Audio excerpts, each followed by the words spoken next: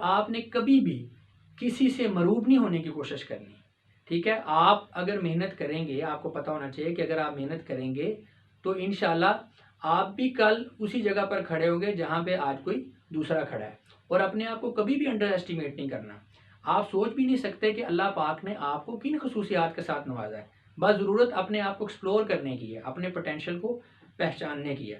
اور سب سے ضروری بات، زندگی میں کبھی بھی آپ نے اپنی لائف کو کسی دوسرے کی لائف کے ساتھ کمپیئر نہیں کرنا۔ دنیا کے سارے کمپلیکسز کا آغاز یہیں سے ہوتا ہے۔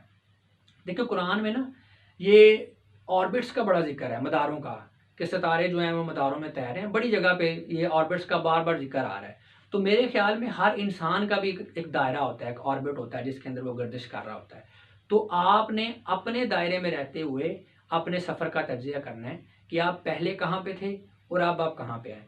اور کبھی بھی آپ نے اپنے مدار کو کسی دوسرے کے مدار کے ساتھ کمپیئر نہیں کرنا، ورنہ آپ کا سکون تباہ ہو جائے گا، اور اللہ نہ کرے آپ حسد جیسی بیماری کا بھی شکار ہو سکتے ہیں اور پاگل بھی ہو سکتے ہیں۔